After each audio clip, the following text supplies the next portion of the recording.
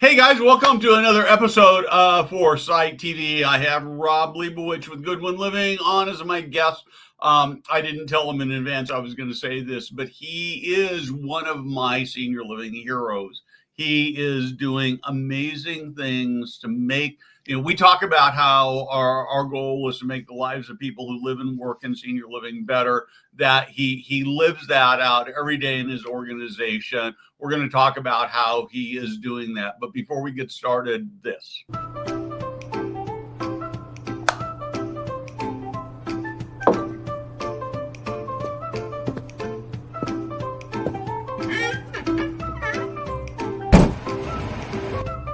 Hey guys, Steve Moran here.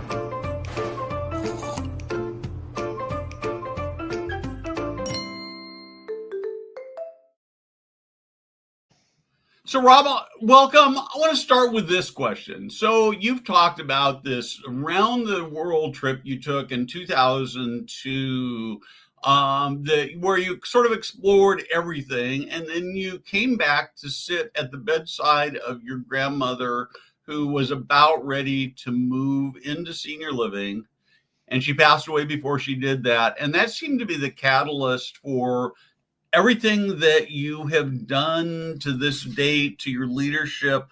I would just like to have you talk a little bit about that.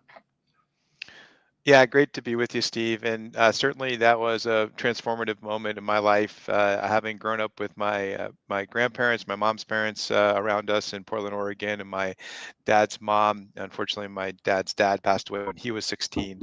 So here was a lady who had to escape from Russia years ago, make her way into the United States, got married, started a family. Husband dies young and early. She has to make decisions about exiting, leaving her kids behind, so to get some continuing education, so that she could have a career that could basically accommodate the family for years. So a lot of sacrifice, a lot of challenges that she went through, and into her 80s, someone who just wanted to continue to give back and stay important in terms of her purpose every day, writing cards for folks on their birthday and just really trying to celebrate folks. And so when I came back from a trip with my the woman who I'm now married to for over I guess 23 years, we arrived back to Oregon, where she was about to move into a community. Literally the day before that move took place, I sat bedside with her. She passed away, and I knew I had a sense that I had been in telecommunications work up to that point for just about 10 years, almost 10 years, and I just felt a switch in that moment where I needed to dedicate myself to the work of taking the fear and anxiety out of the process for people who are making moves or transitions in senior living, and trying to replace it with hope and purpose. And that's the journey I've been on every day since really 2002. When I enrolled back in school, and it's been an amazing journey, one that I'm very fortunate to be on. So, how did you find your first senior living job? I think a lot of people really struggle with that. Right now we've got this career path that mostly says if you want to be an executive director, you've got to start as a salesperson. And for some people that works great, but there are a lot of great leaders out there who probably can't really sell their way out of a paper bag. Yeah, yeah, it's a great question. Initially, when I looked at the field, because I was in telecommunications, I went and talked to a number of people, and they said, "You're in telecommunications. Why would we want to hire you into this field?" And so that my answer there was to go back to school, was to get my master's of business administration with a focus on senior care and housing, at the time through Johns Hopkins University. With that education in mind, I was exposed to some great leaders in the field, the John Ericksons of the world, who was really sort of evolving our size thought in terms of the communities and middle markets. Brightview Senior Living team was there. I had a chance to be exposed to the Aegis Living team, a very progressive group out of the Seattle area. And subsequently, that was my transition in. Having met leaders in all those organizations, I ended up finding a real connection with a gentleman by the name of Phil Golden, who was president at the time of Goodwin Living and was responsible. They're all developers at Goodwin Living. Sorry, Right. at Brightview Senior Living. They were all developers at Brightview Senior Living, and he got the short straw to be the operator, and he had a telecom background, and I think that was really helpful. So he was willing to take a chance on a guy who came in from telecom. I did start in the marketing and sales side of things, really the marketing side of things as an associate. I took a pay cut to come into the field.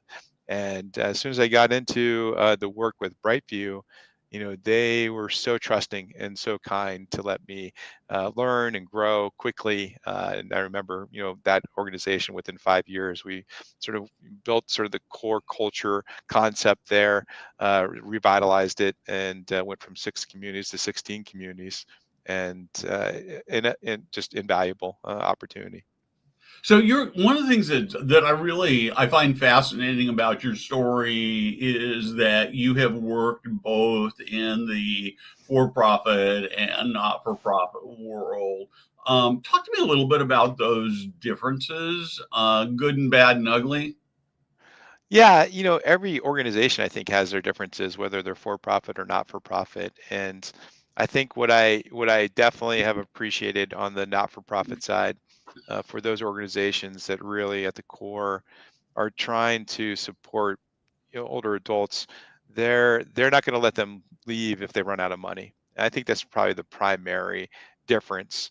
But it was at places like like Brightview, Aegis Living, both have very high focus on team members, and really took away some very important lessons about putting team members first, making sure that you're coming around your staff, because if they're not feeling love and support, they're not going to be able to provide that love and support back to the residents that you want them to. So, every place I've been has been an opportunity to learn and grow. I'd say the for-profits has certainly been fleet of foot.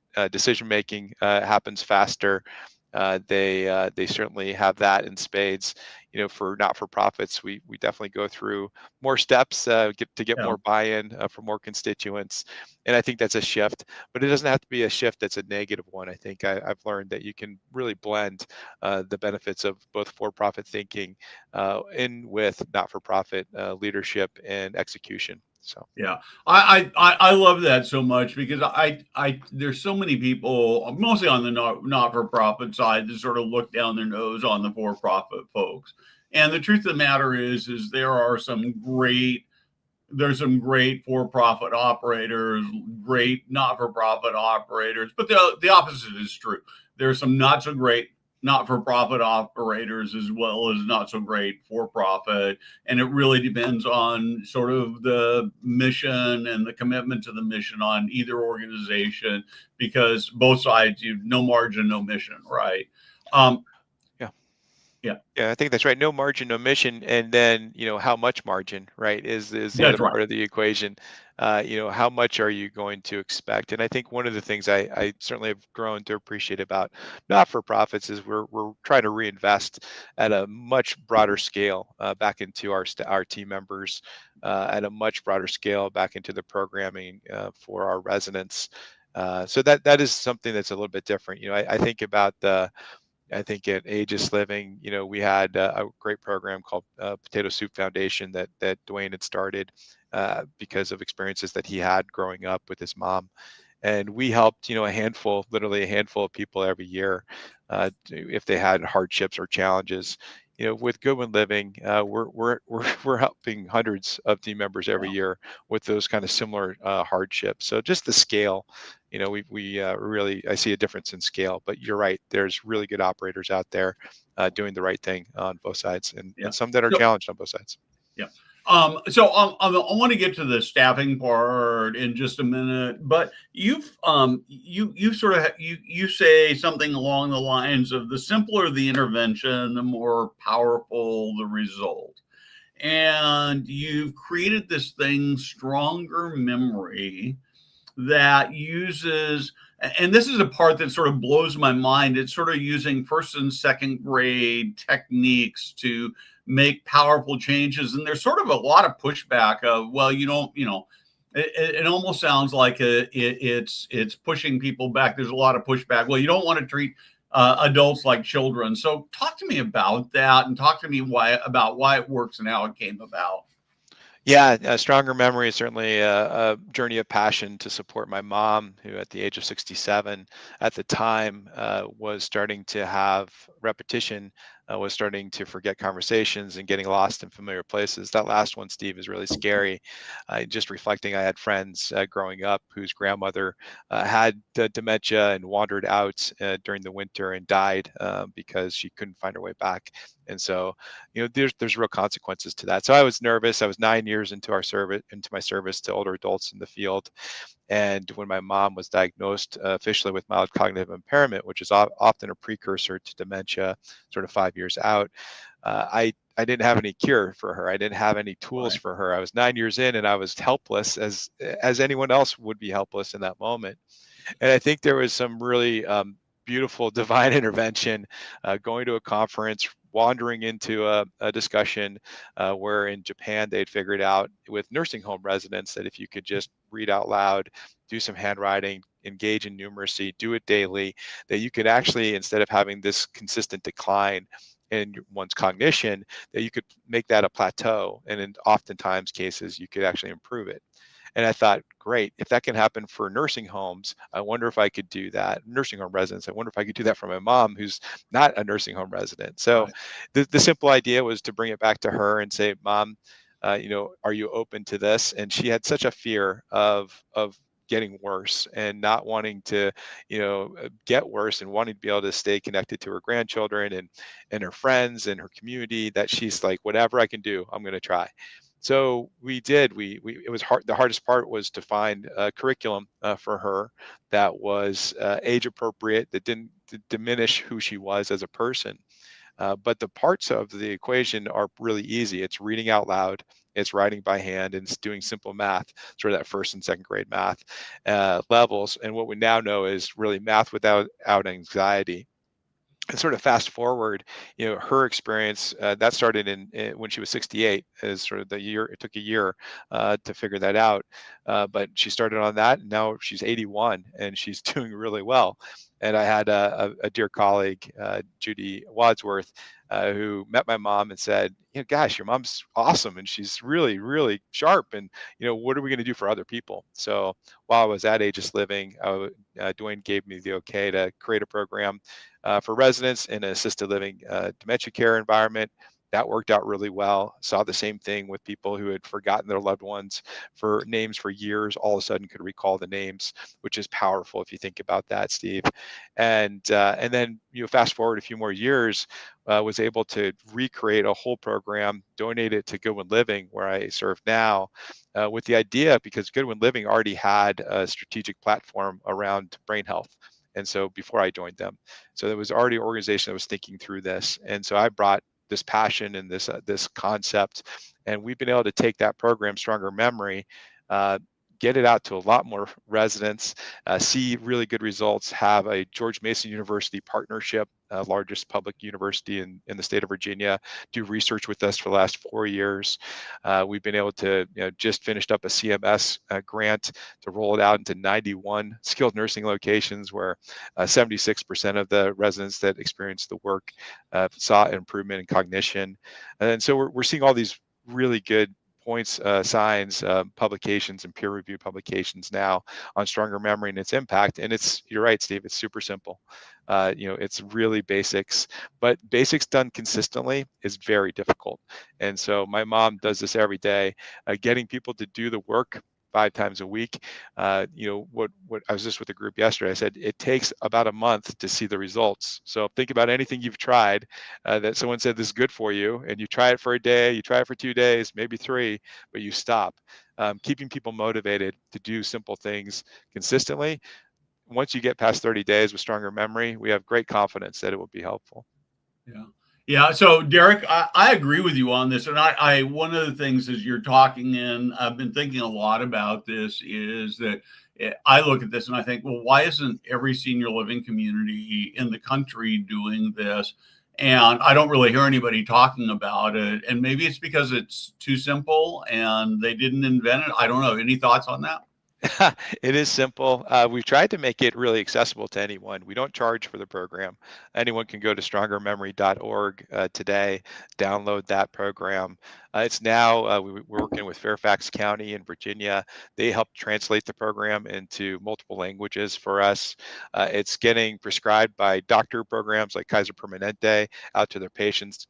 Kaiser team in Mid-Atlantic has put out more than 500 books to their patients. So there's a lot of good things happening. Why are people resistant to it? I do think we're picking up steam, but yeah, I think oftentimes people want to have a program that they can name as their own and that it differentiates them. For us, certainly that we understand that, but if there's something that can be done today to help push off the need for care by hundreds of thousands of people, we would love for everyone to pick up the mantle and move forward with it.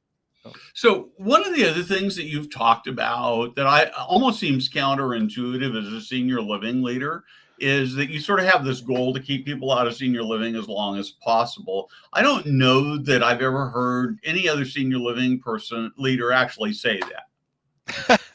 Yeah. I'm in a different business maybe than what most people are. I am certainly in the business of serving people to the best of my ability for what is best for their abilities. And I think that does not mean that I'm just trying to figure out the profit motive of how to come, bring people in.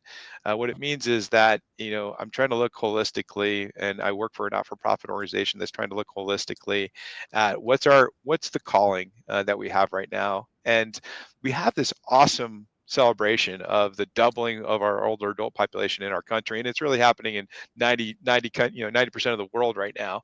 And then you recognize, well, we also have our lowest birth rates happening at the same time, and we have immigration policies right now in our country that are limiting the flow of people coming in or choosing to come to our country, which is rough because we have this doubling of older adults that are going to need support. So I'm approaching this as a very practical matter that no matter how much senior living field is going to want business, like there'll be lots of opportunity to have people move in and pay people, et cetera. But there's still this huge majority, not majority, but a strong, large and growing minority of people that won't have resources. And we have a responsibility to figure out something for those individuals too. And so, yes, you'll hear often this idea of trying to provide resources to people to keep them out of the need for care. And that certainly has started with us around stronger memory and providing a pathway for cognitive health. We're working really hard on physical health and providing opportunities for people to stay active and engaged with movement. That's a big focus for us. We recently acquired another not-for-profit called HairLink that's focused on loneliness and bridging loneliness challenges between high school students and older adults. And so you're getting a sense from our organization that we want to be able to do more. And I think if most organizations, if they would take their programs that they have inwardly and allow people in the general community to use them, they'll find that their business rises also. Like the services, people will seek them out more. That's certainly been our experience. We've had even greater success from a financial standpoint. That's not what we're in it for. But as we've been helping more people, we've been also growing as an organization. And I think people should be less scared about that and lean into it. Yeah. Well, there's this notion of long-term versus short-term profits, and the short-term profits tends to lead to bad behavior. But when you look at the long-term profit motive, it becomes a lot more congruent with the idea that, and I think what you've proven, even in a not-for-profit environment, is when your goal is to take care of people, the cash flow, the margins are actually there, and that's a great long-term business strategy, even for a for-profit organization. Yeah, I think that's right. And then think about what a lot of what we're hearing from this current generation of workforce that's coming through. They want to be part of an organization that's making impact in the world. So if you are leading with that in mind as a story and a truism, that yes, you join us and you may not get paid the highest amount, but you're going to make the biggest difference in people's lives. I think it's a compelling differentiation, and certainly people look out to differentiate their product or service for the consumer. I think more and more it's critical to differentiate what we do for the workforce so that they end up choosing us day in and day out. So I think that's an important factor. Yeah. So you I want to talk a little bit more about workforce. You made this commitment to increase wages. So over the last, let's see, what are my notes? Over the last, what, 6 or 7 years, you increased your rates by something like 60% at a time when everybody else is sort of saying, how do we cut this back? How do we cut this back?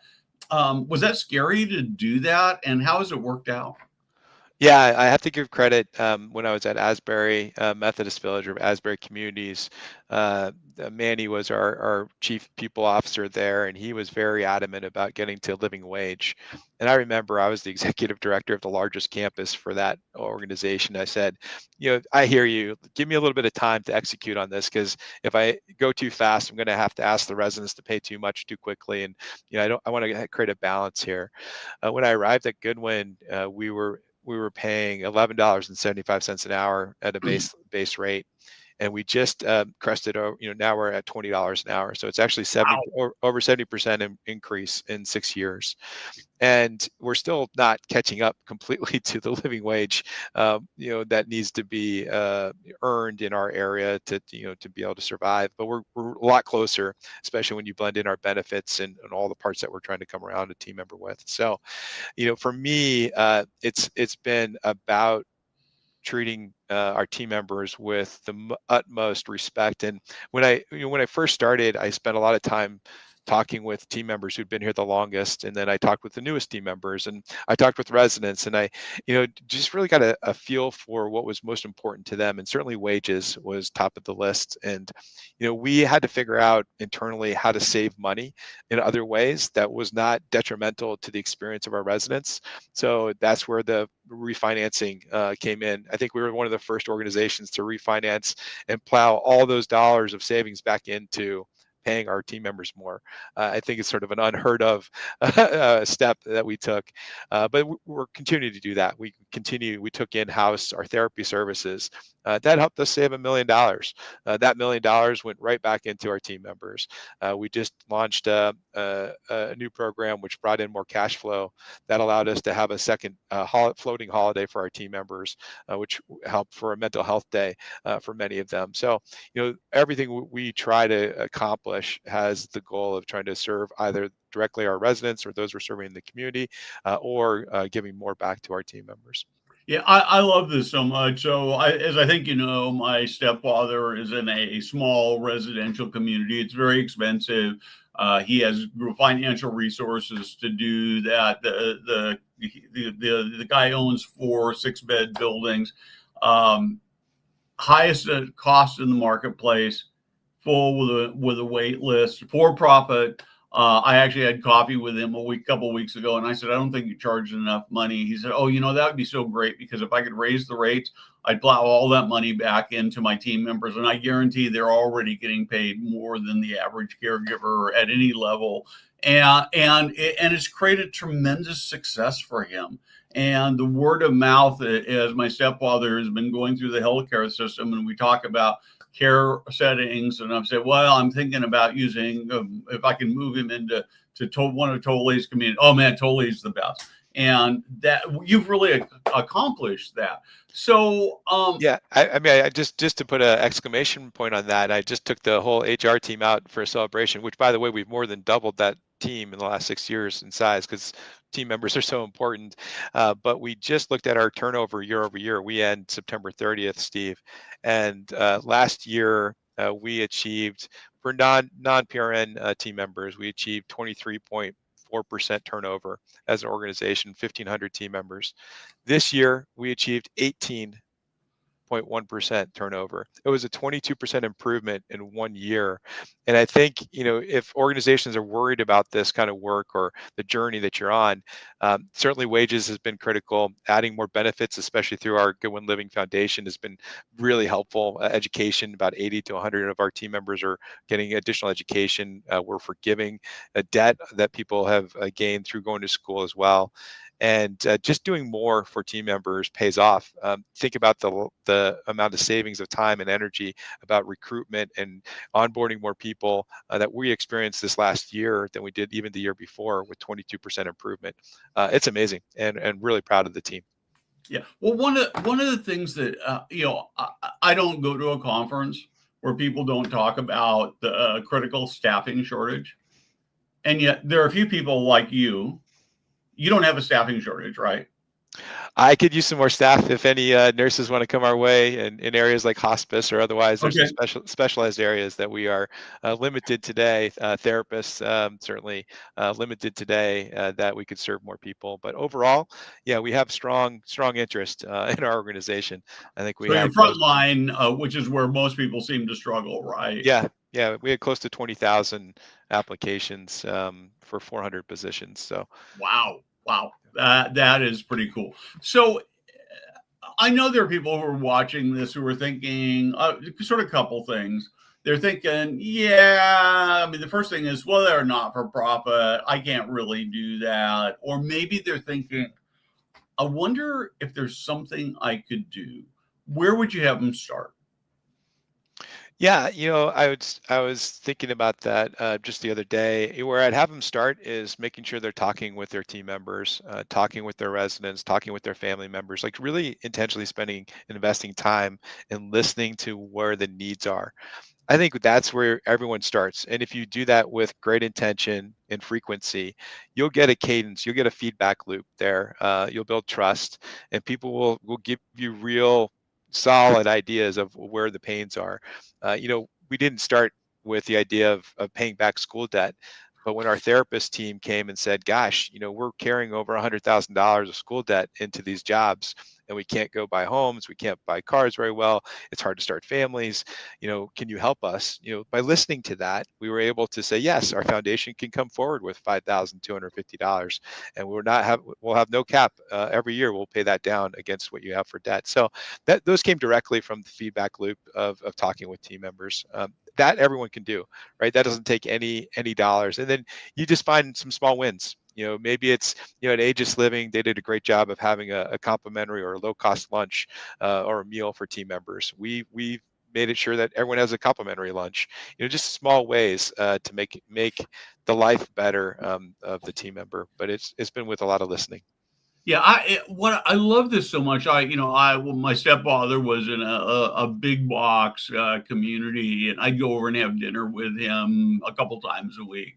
And it wasn't a lot of money; it was $15, right? But honestly, the food wasn't very good, the service wasn't very good, and it cost them maybe $1.50 for the food costs to do that, and it felt cheap and chintzy. And I know that like Silverados, for instance, I know they have I think they do meals for one meal for each shift. But the other thing they do is if family members and friends come in and eat for free, no matter what. And talking to Lauren Shook, he said they've got some people who come in virtually every day, and he says doesn't cost us that much. We know people really need that food, and it makes a difference in their lives. And I just think that, so Don, you're absolutely right. Take care of your people, and they will take care of your residents and your company. So do you have dialogue with your residents? Have you ever gone to your residents and said, I'm going to charge you another $200 a month, and then all of that's going to go to do better staffing? Is that a conversation somebody could have? Yeah, it's a great question. We've been really intentional to try to hold our rate increases down, sort of sub 4% every year for the last 6 years that I've been a part of the organization. So, that's even within major inflationary years. And that's part of our commitment. But I definitely have residents who say, gosh, we're willing to pay a lot more so that our team members can have more. And I think we've had a nice balance there. And because we're a faith-based not-for-profit, folks are donating to the foundation in support of our team members, and they've got a holiday fund that they raise that they're very generous. And so I think they find other ways. But yes, I've certainly had a handful of those conversations with residents about paying more. Yeah, I love that. So we're about out of time. Maybe a final question here. So you love board games and travel, and you've got kids, and I understand you're not very musically inclined. You might have And heard me sing. you're also carrying the weight of what, 1,300 employees, 2,500 residents, and so what does a hard day look like for you? If I'm not being productive in my personal mission, and if I'm not being productive for the organization's mission, that's a hard day for me. So my personal mission coming from my grandma is, that taking the fear and anxiety out, trying to put hope and purpose back in. If I don't feel like I'm doing that on a day in day out basis, that's a problem. And then, as an organization that I serve, it's to support, honor, and uplift the lives of older adults and the people who care for them. And again, if I walk away from a day where I don't feel like I've done that, that's a tough day. That's a tough day. My best days are when I get to interact with a lot of people. I get to hear what's on their mind. I get to come back and think through how to execute on behalf of them. And the next day, create more smiles and hope. And I think that's key for me. Terrific. Rob, great conversation. I wish I had time, particularly to dig into this new organization connecting teens with older people. As I'm Yeah. sure you know, several years ago, there was this video that floated around with a bunch of young people in, I think, Brazil or Argentina, who were doing some internet connections with some folks at a Covenant building, I think in Chicago, but I'm not sure which one. And it was it was so inspiring and so great. I was actually at a presentation that Ken Dykewald did that he showed that video, but it never really seemed to go anyplace. And so it sounds like you're looking to make that happen on a broader scale, which seems both brilliant. And so why hasn't somebody done that before? Yeah, HairLink is started by a wonderful young lady who saw a need in her own life, and so I think it starts with that, right? When you have your own purpose or pain, Yep. you turn it into your purpose. And for us, we're trying to build it so it's a platform so that others can use. That's certainly what you've seen from Goodwin Living in the last several years. Is if we figured something out, it's no longer okay just to hold on to it. We need to push it out to others so that others can benefit, because the faster we do that, the more people will be better off in the world. So HairLink is going to be a major part of making people's lives better. It really started with the idea of just connecting friends of different generations. And if you can build those bridges, friendships are amazing and will bloom and blossom. And I think will be a real solution for a lot of challenges that we have in the country. Terrific. Rob, great conversation. I'll see you in about 10 days in Boston. Looking forward to face, which is always better than this.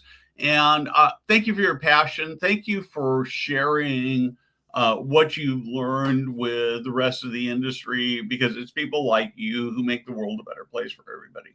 So Appreciate it, Steve. Thanks so much for the time. thank you so much.